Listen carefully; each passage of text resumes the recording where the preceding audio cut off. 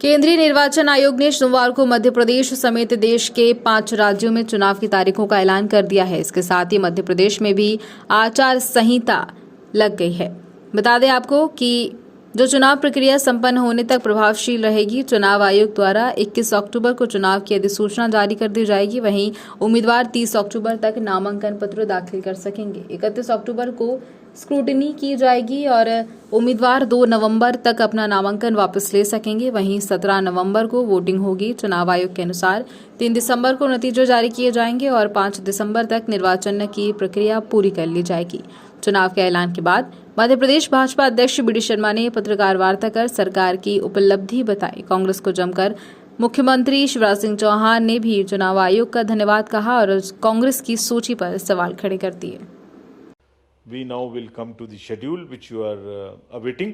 Date of counting would be 3rd, which is common, of course, for all these states.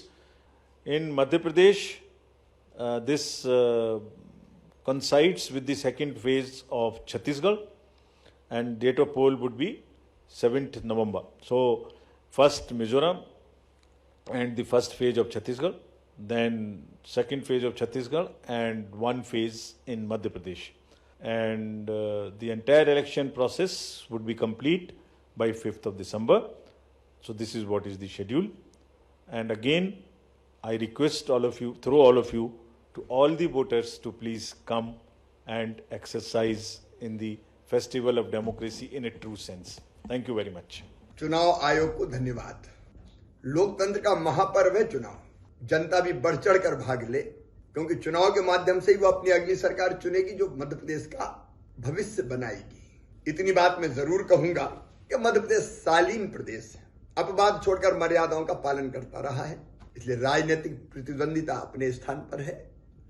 लेकिन चुनाव में मर्यादाएं सभी राजनीतिक दलों को बना के रखना चाहिए, पालन मर्यादाओं का करना चाहिए।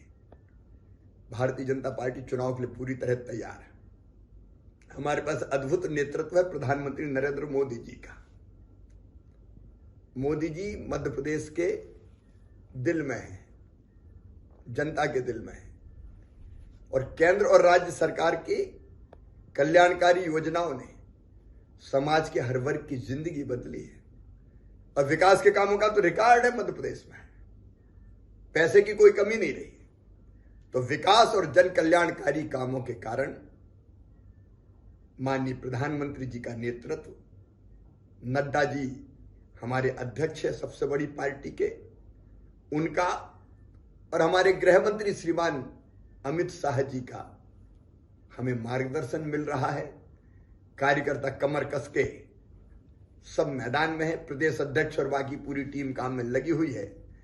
और एक कार्यकर्ता के नाते मेरे सहित सभी कार्यकर्ता परिश्रम की पराकाष्ठा करेंगे, प्रयत्नों की परिसीमा करेंगे, और मुझे पूरा विश्वास है कि अब तक की सबसे बड़ी विजय भारतीय जनता पार्टी हासिल करेगी। उन्होंने भाजपा का विकास भी देखा है, 2003 के पहले के बंटाधारी राज्य को भी नहीं भूले और 1.25 साल के सत्यानाशी शासन को भी नहीं भूले वो अभी। और इसलिए ये चुनाव जनता ही लड़ेगी और हम शानदार विजय प्राप्त करेंगे। कांग्रेस भी अपनी विजय का दावा कर रही है कि उनको भी विजय प्राप्त होगी। उनका कहना है 17 तारीख को जो वोटिंग होगी कमलनाथ ट्वीट। अब तक उनके उम्मीदवार तक तो मैदान में नहीं है। कांग्रेस में आपस में सिर्फ फुटौल मची हुई है। हमारे तो 79 सेनापति मैदान में है, बाकी भी जल्दी घोषित हो जाएंगे। कहां है कांग्रेस की सूची? क्यों इतनी देर हो रही है? भारतीय जनता पार्टी पूरी तरह से तैयार है।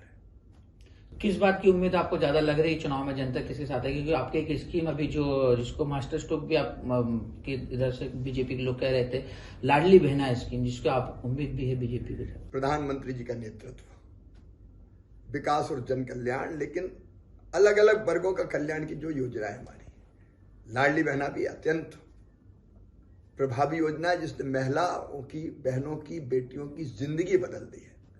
उसका भी असर है, लेकिन इतने कोई वर्ग नहीं छूटा।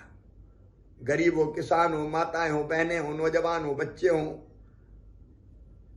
एससी हो, एसटी हो, पिछड़े हो, सामान्य वर्ग हो, सबके कल्याण के काम हमने किए। और इसलिए हर योजना अपना काम करेगी, क्योंकि क्रियान्वित हुई है, लोगों ने अपना भला होते हुए देखा है।